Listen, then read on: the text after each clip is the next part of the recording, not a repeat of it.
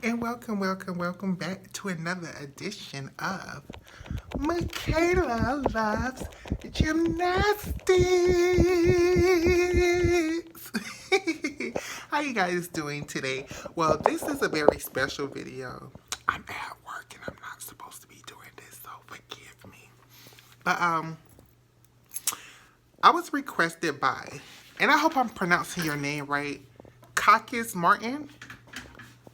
Or Caucus, I think that's what it is. I'm sorry if I'm jacking up your name.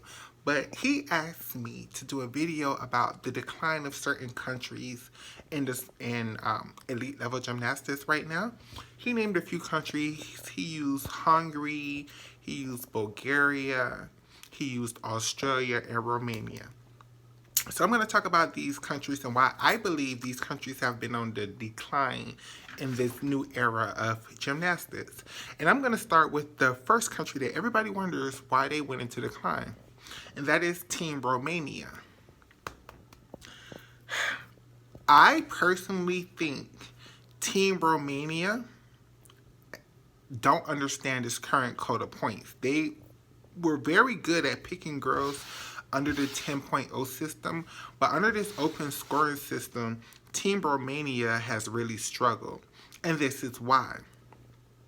It's the tactic of Romanian gymnastics, why they've struggled so much in this era of gymnastics. Romanians usually have never done the most difficult routines. They've always done what was needed to achieve a 10.0 and done that well enough that their execution scores were high. A good example of this is Gina Gojian. Other than Gina's floor routine and maybe even counting her floor routine, Gina never did her full everything, her hardest thing. She never competed her hardest skills. Like, I think in 1994, it was one exhibition where Gina did a back handspring, back tuck full in. I mean, back tuck full on beam, and I was shocked and blown away. And like, why don't she add this skill to her routine?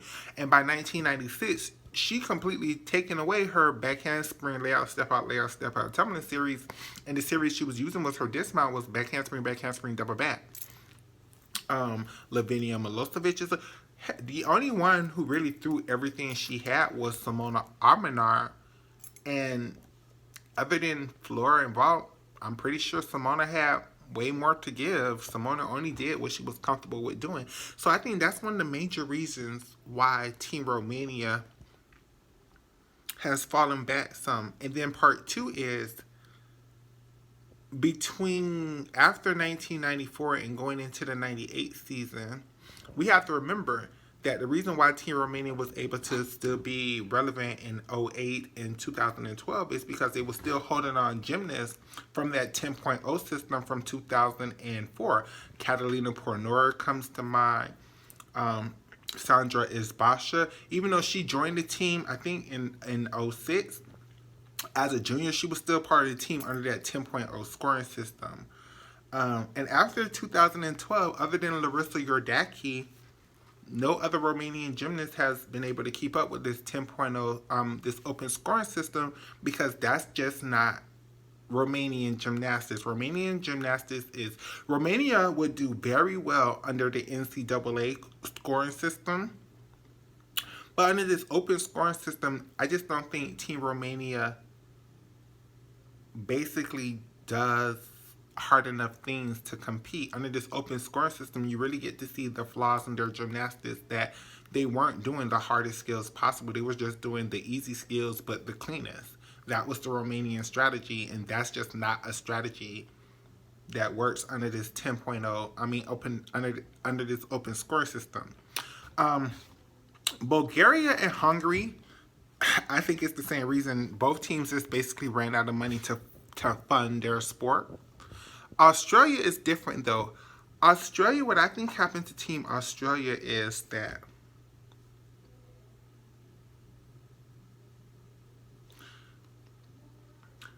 they weren't able to feed into their system. They had a great group of girls from, let's say, 2000 up until about 2012. But after 2012, they weren't able to replenish the girls. And once I think now that Peggy Liddick is gone and they have Mihai Breshton, they have a chance of making strides. But also what happened to Team Australia is other teams got better. Team France got better. The Team GB got better. The Dutch got better. The Germans got better. The Swiss got better. And other teams was able to take over their spots as that fifth, sixth best team. I think now there's an open spot for the third best team. Clearly, well, fourth best team. Clearly, Team USA is the best team. Russia and China is battling for second and third.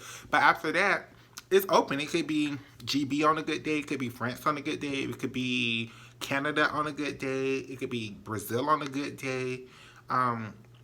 And all of these teams have a chance of medaling, whereas other teams, you know, they just overtaking them. They just caught up. Team Japan caught up. Team Japan is one. I think Team Japan with my Murakami is probably the third best team in the world, in my opinion. Other noticeable teams that have fallen to the wayside, or who have been able to take advantage under this new scoring system, is also, I think also what happened is with Romania, a lot of their coaches went international. A lot of their coaches coach for USA right now, basically. What was the Romanian system of gymnastics has turned into the American system of gymnastics. The Karolis brought what they did for Romania to America, and yeah, that's basically what happened. I think with Team Australia, they just need. I think Mihai is a great coach for them, even though he's escaping all of these sex scandals in America. But I think Mihai is a good coach for Australia. So yeah, I just think a lot of teams, especially Team Romania, they just don't. This new open score system has really shown the flaws in Team Romania, that they don't do hard skills. They don't teach the girls hard skills. So then when the girls become older and they're throwing harder skills, they always get injured because as juniors, the coaches aren't teaching them the big skills. The coaches aren't teaching them the Yurchenko double twist, and definitely on uneven bars, they don't even. Forget the shapash half. Half of the Romanians can't even do the shapash. So if you can't do the shapash, clearly you can't do the shapash half. And shapash half right now in women's gymnastics, in any variation, is basically needed. So those are my opinions on the teams in the decline. Now for all my fans, I want you guys to help me out with this, because like I told you guys in the last video, I'm not that proficient with men's gymnastics. So this is an open question to all the people who follow my channel. Why don't Team USA ever pick Danielle Wittenberg to be on their team? And why didn't Team USA pick Colin Van something? I'm sorry, Colin, I don't know your name. Why aren't these two gymnasts on their team? Clearly, their strengths are all the strength that Team USA need. Vault, floor, rings, which is the Team USA needs. So why wouldn't they pick these gymnasts when Team USA clearly needs this help? So, if anybody wants to answer that question for me, I'm sure. Answer in the comments and then we could talk about it. So, thank you for tuning in for this edition to Michaela Loves Gymnastics. See you guys later on.